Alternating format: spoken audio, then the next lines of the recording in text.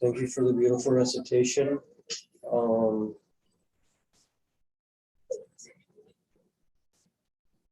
Please recite another love salawat for Brother Shah.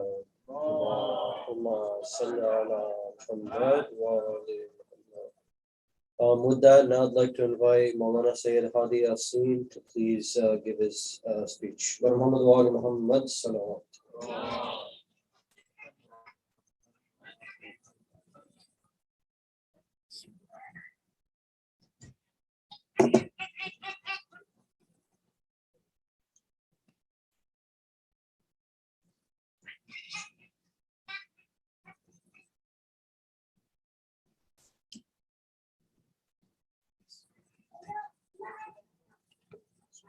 السلام عليكم ورحمة الله.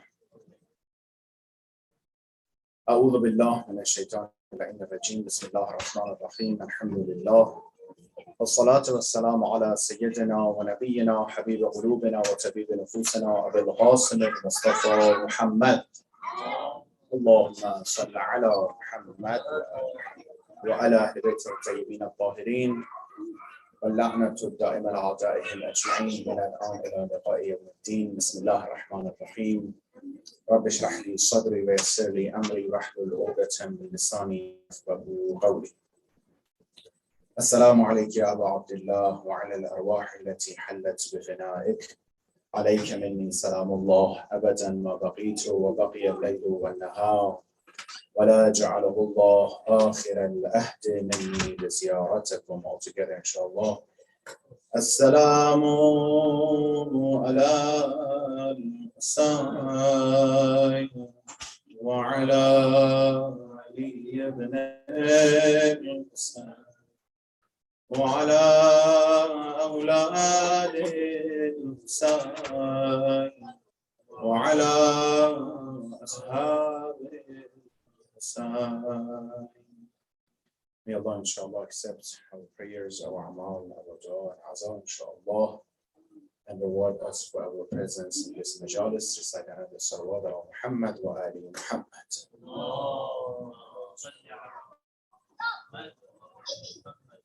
Our condolences on the shahadat of three important factors, characters, and roles in this dunya. First and foremost, the demise of the Prophet of Islam, Rasulullah Muhammad sallallahu alayhi wa sallam.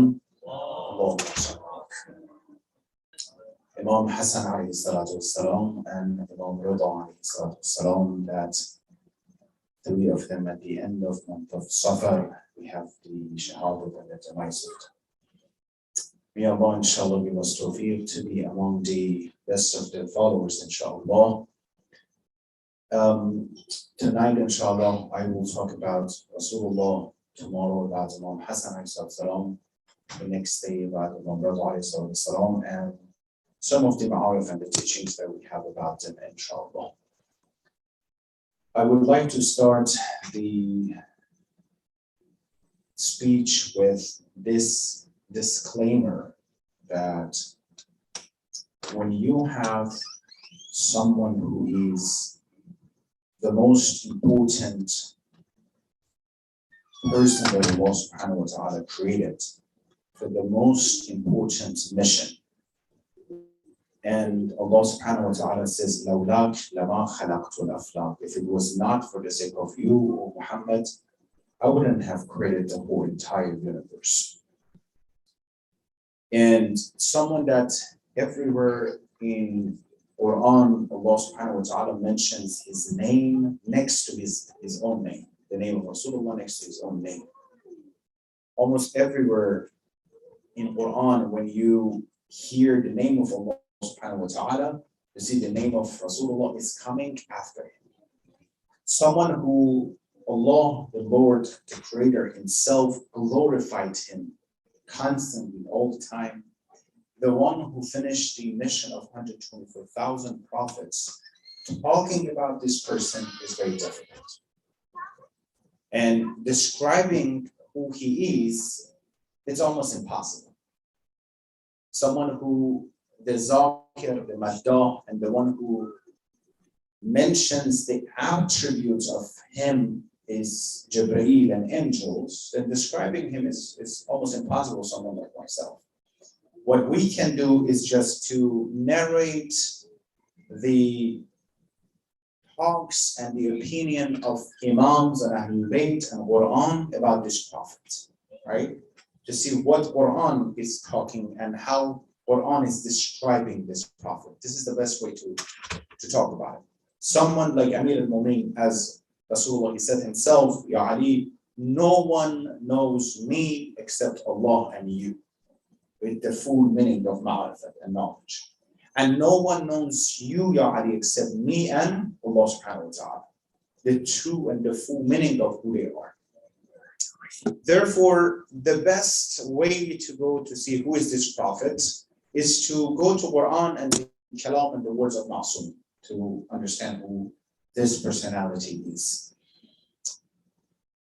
Among the best of the ayat about Rasulullah, I can tell you, is the ayah 157 of Surah A'raf. And I want you to, inshallah, later on pay more attention to this ayah and read this ayah, recite it more. In this ayah, there's 9 characteristics about Rasulullah who recite together, and around 4 of our duties and responsibility towards this Rasul. You see, it's a combination of all. Who is he? 9 different categories and characteristics, and also now how you should treat this Rasul that is so important. And again, when we says he is the one that Allah subhanahu wa ta'ala created for the sake of him, and someone can come and ask, how is it possible? You know, the whole world for the sake of one person? Is if it was not for the sake of you, I wouldn't have created the world. So meaning what? It's the whole things and all this billion and billion creation and the human beings for the sake of him. It is in the sense that if it was not for the sake of the Prophet to come and to bring the mission that Allah subhanahu wa ta'ala wants for human beings, what's the point of having this dunya? That famous example. Imagine there is a very, very beautiful, expensive hospital. They just build it with full the most advanced technology in it, right? But there's no doctor. What do you say? Why did you even create it? What is beautiful? Look, the city, look at it, says, mashallah, they have a very good, well, what's the point? When you create something, you should look at the philosophy of that. You can look at it. So creating us for what? So coming to this dunya and mashallah eating and then, you know, sleeping and having some fun and some difficulties and some people killing each other, and then one day the dog is at the one stop. What? Then what's the point of this dunya with this much cost? This little light, you know how much PG&E is charging?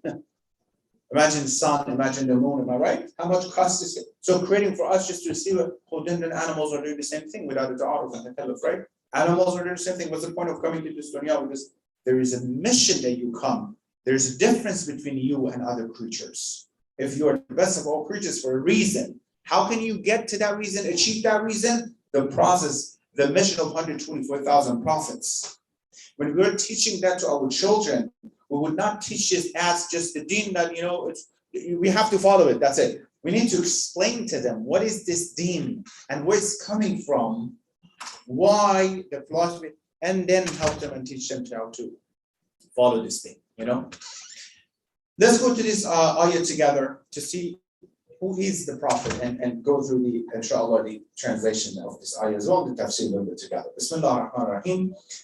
الذين يتبعون الرسول النبي الأمي.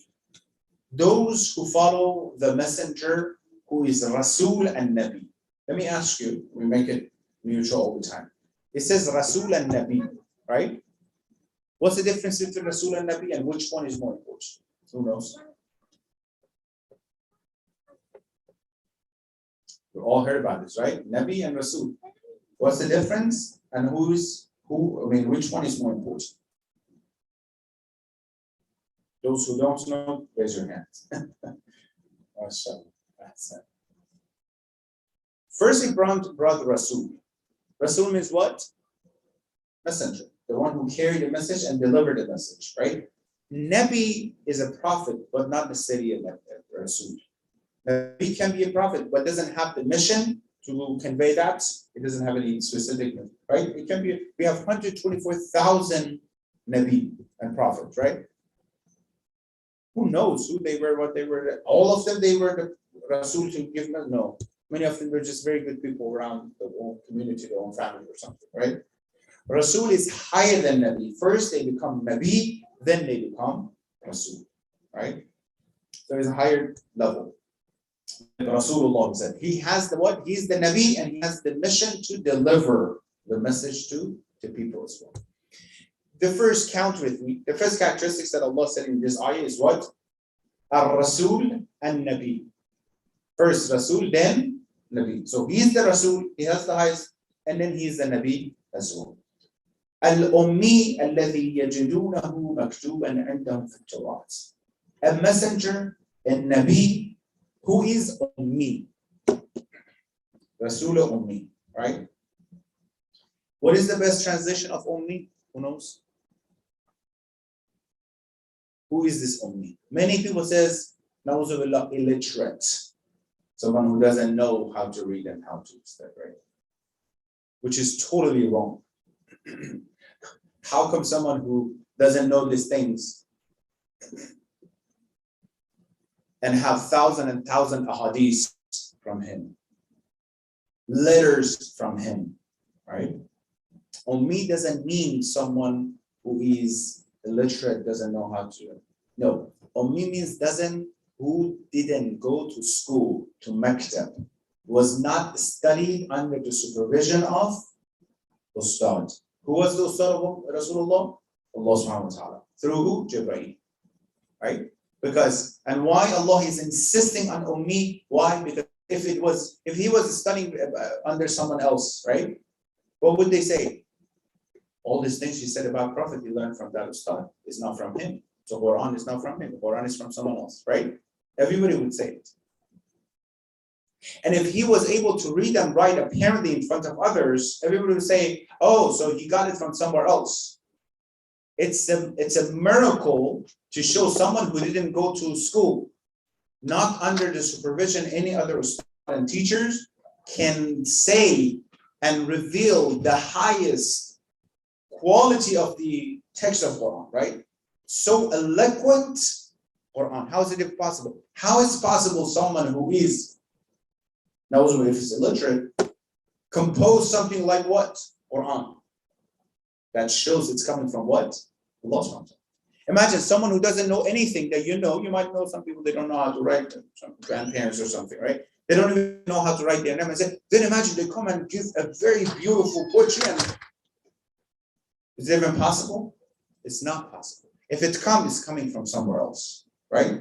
So it's the way that Allah is going to say, understand that whatever this person is saying, he has the ilm of awwalin al-akhirin. The highest ilm and knowledge that you can imagine, Rasulullah has, right?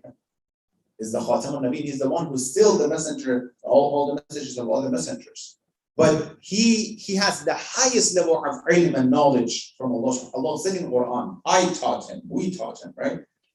But apparently, so no one can say, oh, he got it from someone else or somewhere else. So imagine, who should be the Prophet's teacher? Probably one of the mushrikeen of Mecca, right? Because Islam is not there yet.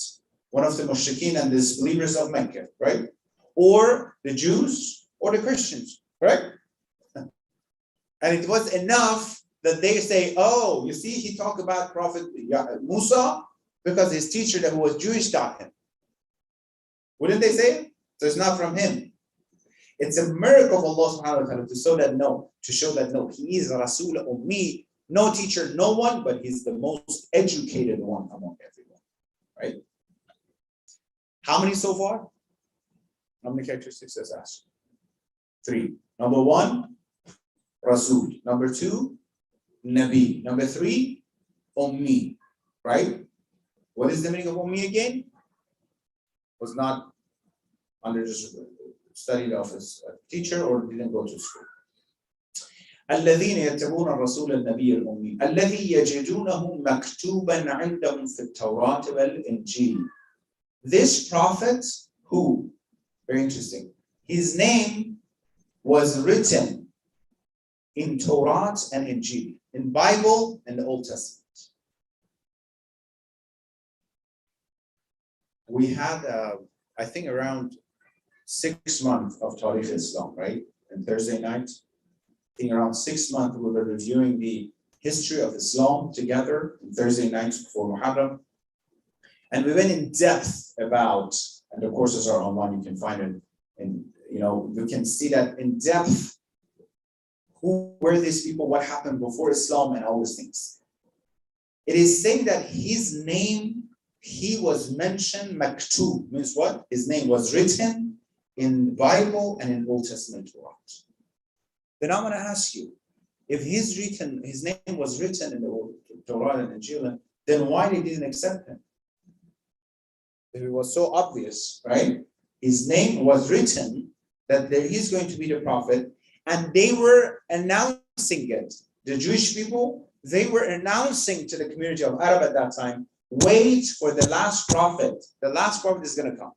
How many of you guys, you heard that when he came, when he was young, he was traveling, one of the ulama of the Yahud, he saw him, there is a cloud on top of his head, and said, oh, he's the prophet. He has the signs of the prophet, right? They were waiting, and they were announcing that the last prophet is going to come. They knew that. Then why they didn't follow him? I want to go somewhere with this. This is very, very important.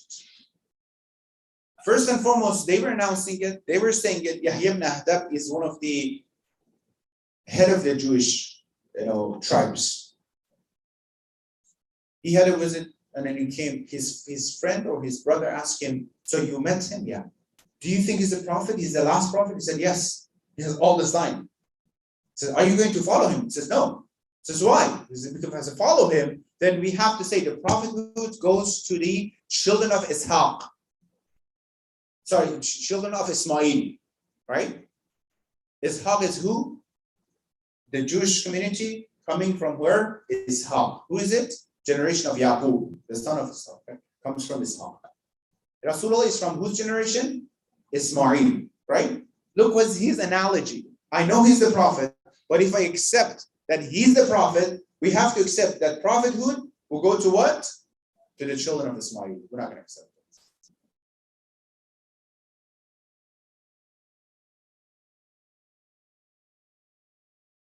We're not going to accept it. Same thing with Abu Sufyan. They told him, so he's not a prophet. He said, no, I know he's a prophet. Then why you're not following him? He says, because Bani Umayyah and Bani Hashim are like two racing horses. If I accept that he is the prophet, our horse is going to be behind. Look at the analogy. Believe me, some people still nowadays, they have the same analogy. It says, why you don't follow somebody, you don't practice, or you don't namaz, whatever. They have the same things in the different forms. Isn't it odd that they have it written in their books and they deny his prophethood? Isn't it so crazy, right? Isn't it? How is it even possible? They have in their books, they deny it. Does it sound familiar to you? Something happened in Islam. Rasulullah raised the hands of Amir al-Mu'mineen in front of everyone. Says, he is the Imam, after me, follow him. And after that, we deny. For some people said, no, how is it even possible? The 1,000 people, they saw that event. What happened? And they denied all of them? I'm saying it was written his name in Bible and in Old Testament, and they deny it. More important than maktub and written, they denied it. Now you understand it is possible. Right? You want an example? Musa, he helped his own community when Pharaoh was following them to pass the Nile. How? How they did it? With mu'jiza. What was that mu'jiza? Splitting the water. Imagine you pass the Nile with the mu'jiza. You're walking towards this sea or whatever it is, and you see the waters on top of your head, split it. Any more obvious mu'jiza than this? Impossible, right? And then after that, Pharaoh comes and it comes back together. Your enemies are gone. Well, a few weeks after that, they said, no, there's no God. We're going to worship Bible. Brother, were you blind just a few weeks before you saw the mu'jiza of Musa? No, we want to worship the calf of somebody. It is possible to deny haqq, very obviously. So it is then the easiest one to say, Amir al-Mu'mineen, no. He said, what, Imam? No. He said, I like him.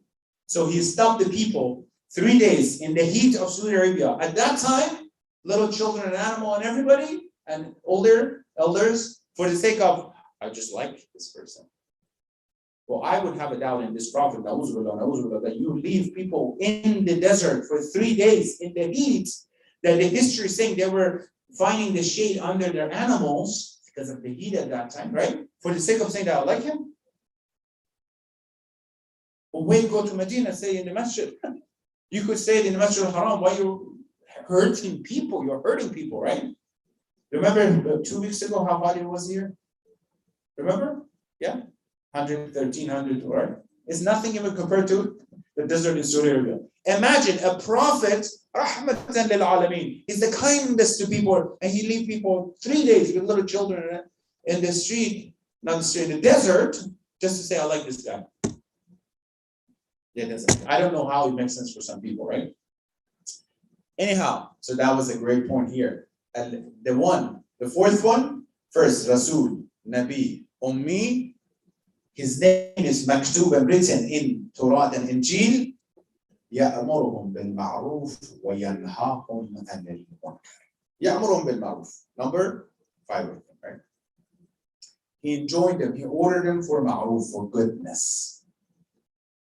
So it's the blessings of Allah that you have a prophet who enjoined you to khair and goodness, teaches you, show you what is khair, what is not khair.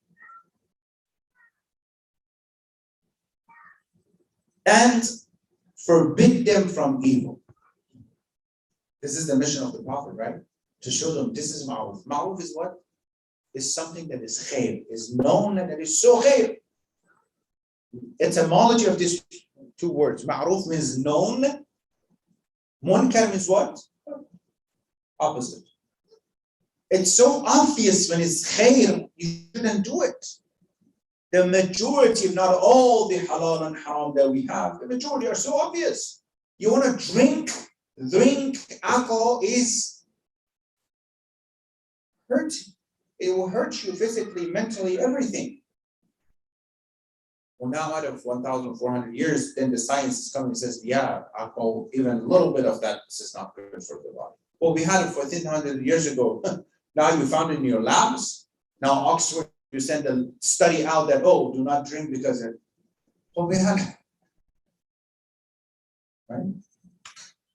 It's so obvious when he says, the more you have the knowledge, the more you understand. When the science starts saying, when you start saying, brother, sister, mahram, non-mahram, make sure you observe that. That is not good for you. Come and ask me as a psychologist, how many clients right now I have after marriage, they're addicted to chatting and talking to non-mahram. They're getting divorced because of that. Not as a Maulana, it's so obvious now to me what is the hukm, what is the philosophy of this hukm. As a psychologist, subhanAllah, that's the reason Allah says this is halal. To save their lives and people addicted to it, they can't control themselves. And many other things, wrong things, bad videos and whatever. Right? That's about it. He's ordering to, ma'ruf, following the ma'ruf and good, khair, forbid people from evil, something that would hurt you. If you imagine, remember, I think it was last week we talked about it. I said that, and I want to mention again, how many of you guys, I want you to raise your hand. How many of you guys, you emailed Samsung or Apple and asked them, why do I have to charge my phone? And why do I have to follow what you're saying? How many of you guys you email? If someone emailed an Apple and something says, why do I have to follow your rules? You say, brother, something is wrong here. Because they created it, they understand what isn't right. What do you mean, why? Because they know why. Although they can make a mistake. They can make a mistake. That's why they have to keep sending the updates and updates and updates. This is going to increase the security because something was wrong. Right? Allah subhanahu wa ta'ala created us Hakim and Alim and Sami. Why? Why is it haram? Why? Go email the Apple. Why? Because he's the creator. Because he knows the right submission to Allah subhanahu wa ta'ala. Yes, we're not against understanding and learning the hikmah, the reason. All this is on the side. First comes with what? Trust. How come the first?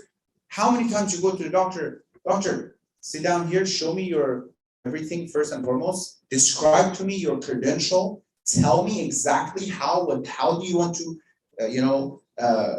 cut my stomach and show it to me exactly so I can trust you, and then I'll let you do that. Do you do it? Yes, you do your research to make sure it's a good doctor. Then you give yourself, you trust, give yourself that. Yes, Islam comes in research. You do your research, you find this as the best religion, and then it comes to what? While you're studying, but submission to Allah. That's what we have to teach our children, not just to come to, no, why? How many of us, the doctor gave us the pills, I'm not going to take this. No, unless I know every single ingredient in this pills, I'm not going to take it. Don't take it. We take it because we trust.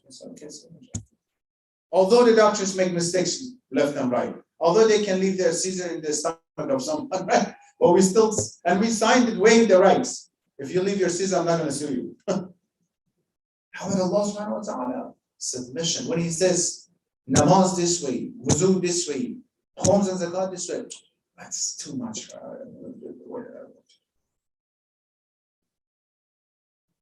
He said, do it this way, be more careful to make it correctly. And says, it's like, you want to try, just to make it more clear, you want to charge your phone, instead of correctly, connect it to the electricity, halfway through it. Oh, I don't feel like doing it correctly. Just halfway. Oh, it might be halfway charged or not. Do it correctly. Do it exactly as it was. Why is it so difficult? And it's all your benefit here as well. And by the way, it says the characteristic of this prophet is what? Order the khair and forbid the evil.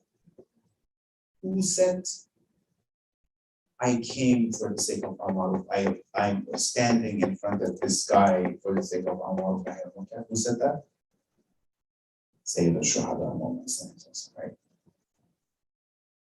He said the philosophy and the reason why Qiyam and uprising is what? Amr al-Ma'ruf and Nahy anil Munkar. Now you understand why Rasulullah says, Husaynu minni wa ana min. Now you understand why Allah says, well, if it was not for the sake of you, O Prophet, I wouldn't create the world because of his mission. And if it was not for the sake of having Imam Ali, if it was not for the sake of Ali, I wouldn't create you, O Muhammad. Why? Because who's going to continue that path? And if it was not for the sake of Fatima, I wouldn't create both of you guys. Why? Because it was not for the children of Fatima. Who's going to continue this path? That hospital? Yes, there's a founder, but our successors coming as well. That hospital, they created it. They have a doctor. The doctor passes away. He says, unfortunately, we're not going to have any more doctors. Then why did you create this? Why did you build this hospital then? We need another doctor to the same rank in different ways to come and take care of people, right? Not the rank of Nubuwwah as Imam, right? To come and take care of it. So we know the philosophy is to help people to find in the most sensitive time for people, the end of the time. We need this guidance. It's not that difficult to understand, right? How many so far? Let's count together. 6. First one, Rasul, Ummi, Nabi, Ummi, Maktub in Torah and Injil, Amr Ma'ruf, Nahy anil Munkar. This is 7 so far, right? يحل لهم الطيبات. Make sure you go home, you read this Surah Araf, ayah 157. يحل لهم الطيبات ويحرم عليهم الخبائث. 8 and 9, this 2. This prophet would, make lawful for good things for people. And those who are not good for people will make them unlawful. When it comes to tayyibat, good things for us, he makes it halal. Sharia halal. Everything you want to. Having fun, having family, having a relationship, everything you want to have in a halal way, perfect. Any of the wrong things that the people who are not practicing Islam they're doing, we have the halal way on this side. They have the legitimate desires, sexual desires, we have it in a halal way taking care of it. They eat the best food on the other side, we have the halal food, the better than that, right? Testified, some of my non-Muslim friends are saying the halal food are tasting better than non-halal food. I had in front of me. And they started eating non-Muslim. I have some Mexican friend. Because of me, and they had to buy some. And from then, they were buying the halal meat. It's like, why? Because it tastes better. Anyhow, I don't know how the other tastes, but I know a few people said this tastes better, right? Anyhow, so they do this. They have fun, we have fun. What they have that we don't have. Anything that is originally is wrong for us, we're not going to have it. Drinking alcohol, apple is salim and healthy, says don't, right? It's not good for you. That's it. The science is saying it's not good for you. Anything they're doing haram, we're doing it in a halal way and healthy way. We're not missing anything in this dunya, correct? You mention anything that people are doing on the wrong side that is not originally wrong.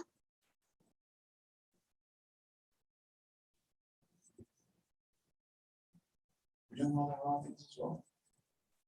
Eating pork.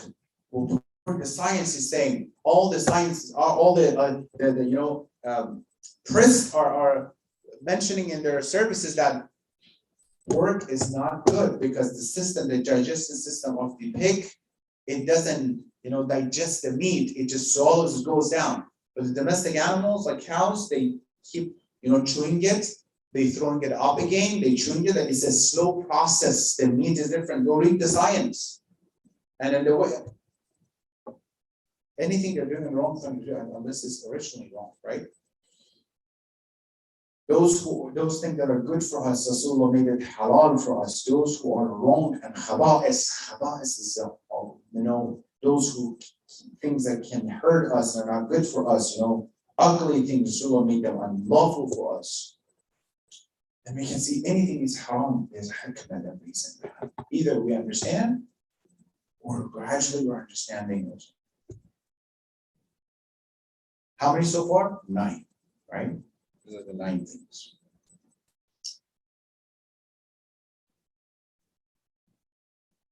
There's still more. وَيَذَوْ عَنْهُمْ, I think there are 10 or 11 then. وَيَذَوْ عَنْهُمْ إِسْرَهُمْ وَالْأَغْلَالَ الَّتِي كَانَتْ عَلَيْهِمْ. This prophet also take any burden from people, any issue from people, make the life of people easier. Very interesting. Make the life of people easier, and he lift the burdens from people. Aqlal means zanjir, means there are chains.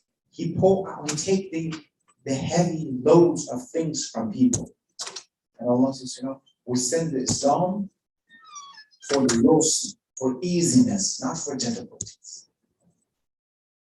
And indeed, if you follow that, the life is going to be easier. If you follow Islam, psychologically, socially, financially, emotionally. Imagine if people follow the financial recommendation of Islam. We shouldn't have any faqir. With khums and zakat and wujuhad and tabarru'at and fitriyah, we shouldn't have any faqir in this society. And the system of banks and everything without riba, everything should be perfect. Emotionally, psychologically, everything with riba. Look at Ahlul Bayt, right? He takes, the difficulties, the issues from people, this prophet, by teaching them the right things. And now let's see, shall I finish with this? Our responsibility towards this prophet. فَالَّذِينَ آمَنُوا بِهِ وَعَزَّرُوهُ وَنَصَرُوهُ وَاتَّبَعُوا النُّورَ الَّذِي أُنزِلَ مَعَهُ أُولَٰئِكَ هُمُ الْمُفْلِحُونَ. 4 things. Those people, الَّذِينَ آمَنُوا بِهِ, that they have iman to this Rasul. Quran says, قالت الأعراب آمنا. Arab, they said, Arab Jahiliyyah, Badawi, they said, we have Iman. Quran says, no, you don't have Iman. قالوا أسلمنا. Say, you're Muslim.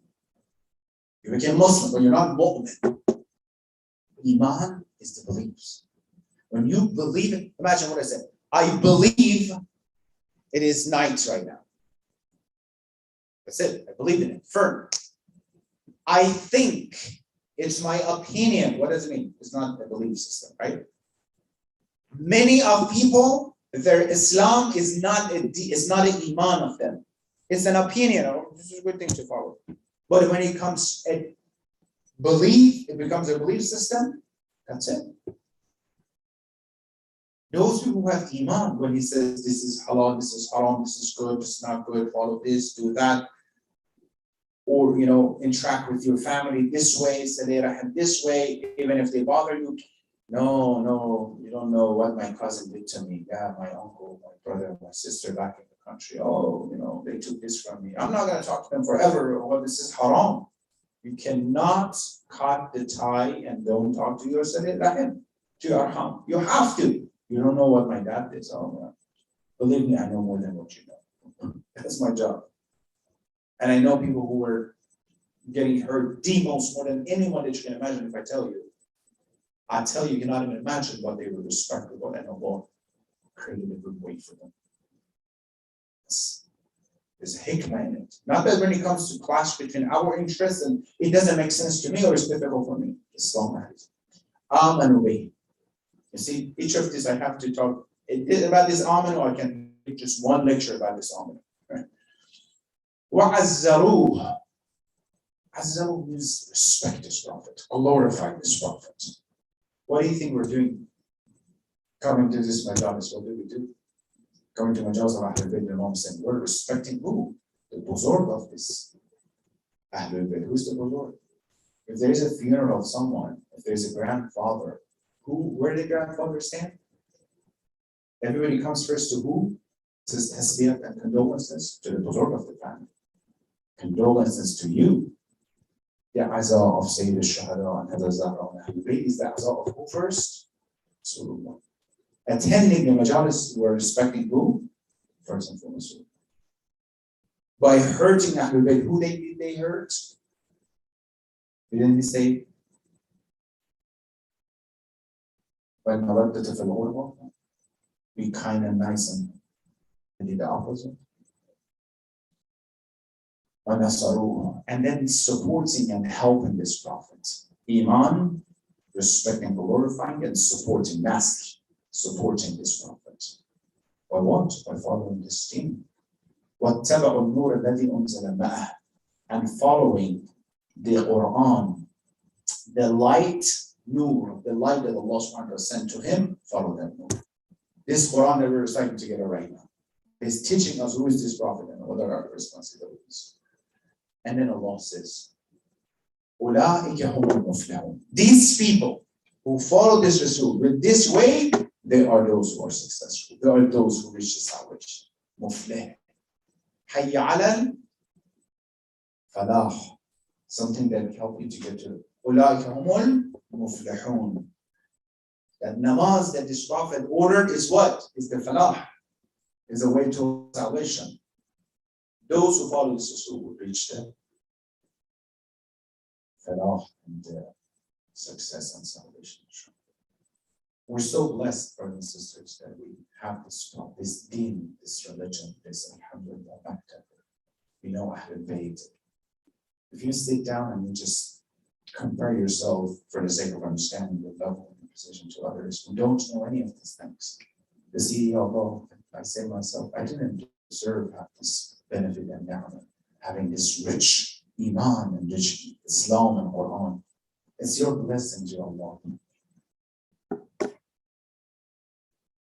What I would say is that in the Masa'ib of our majlis now, this prophet told people, there's a hadith from Imam Baqir, he said, if Rasulullah, he was ordering people to be the enemy of us, to hurt us, to be against us.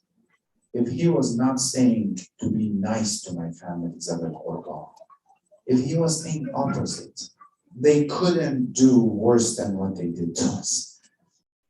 Meaning that what they did to us, Ahlul Bayt, is worse than anything that anyone can imagine.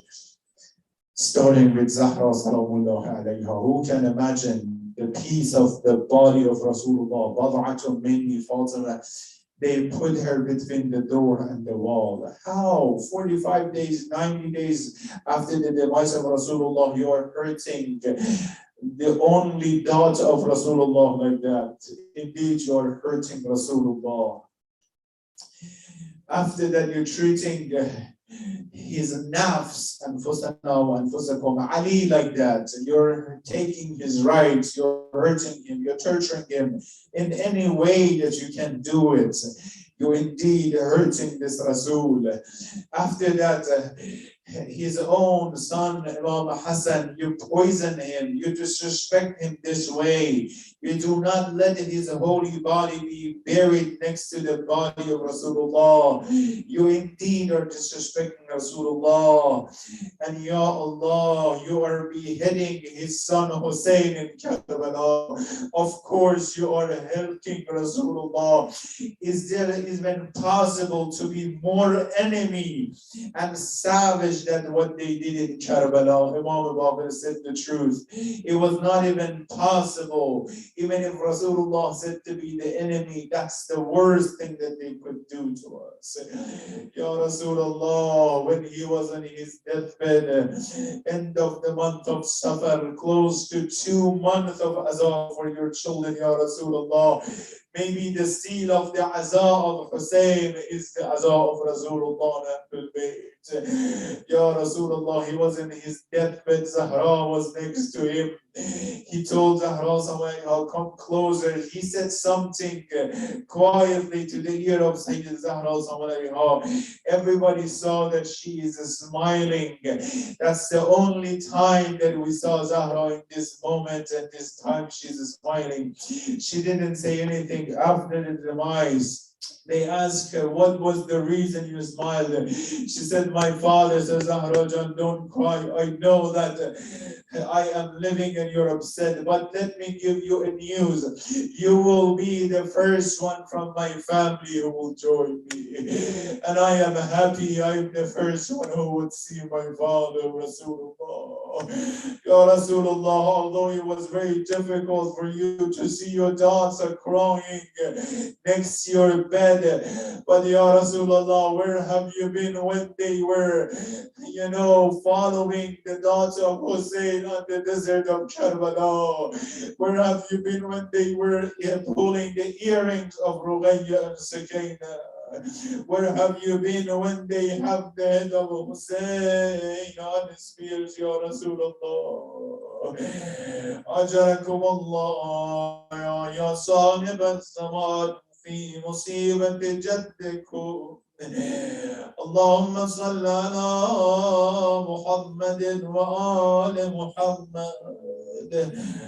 اللهم صل على محمد وآل محمد. How big is the hands of a warrior man, and how small is the head and the face of a 3-year-old that Mal'un is laughter. Wherever you're sitting, inshallah. Assalamu alayka ya Aba Abdullah ya وعلى الأرواح التي حلت بفنائك عليك مني سلام الله أبدا ما بغيت وبقي الليل والنهار ولا جعله الله آخر العهد مني لزيارتكم. All together inshallah. السلام على حسين وعلى حسين وعلى أولاد الحسين وعلى أصحاب الحسين. اللهم صل على محمد وآل محمد. اللهم إني أسألك وأتوجه إليك بنبيك نبي الرحمة محمد يا أبا القاسم يا رسول الله يا إمام الرحمة يا سيدنا ومولانا. All together. إنا توجهنا حاجات إن شاء الله وتوسلنا بك إلى الله وقدمناك بين يدي حاجاتنا يا وجيها عند اشفع لنا الله يا وجيها ظهور امام ان شاء الله عند الله اشفع لنا عند الله. اللهم صل على محمد وآل محمد. اللهم عجل لوليك الفرج والعافية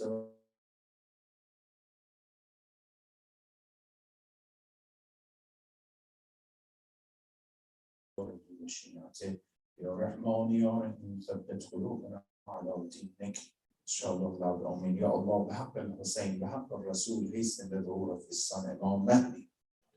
Ya Allah, Ya Rahman, Ya Rahim, let us and our generation إلى يوم القيامة among the best of the followers of this path.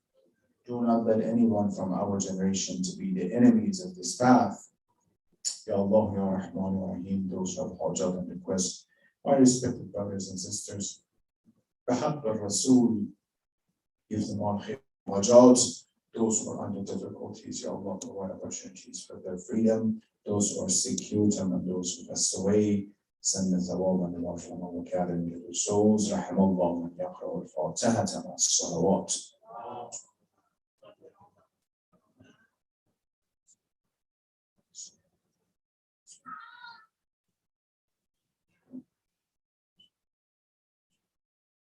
So we can do the salam.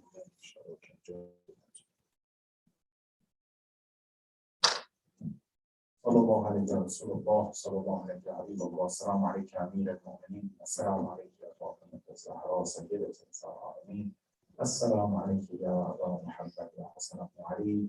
السلام على الحسين وعلى علي بن الحسين وعلى أولاد الحسين وعلى أصحاب الحسين وعلى تسعة المعصومين من ذرية الحسين صلى الله عليه وصحبه وسلم. وجل شريك القرآن الأمان الأمان ورحمة الله وبركاته. So, inshallah, tomorrow we'll continue with this.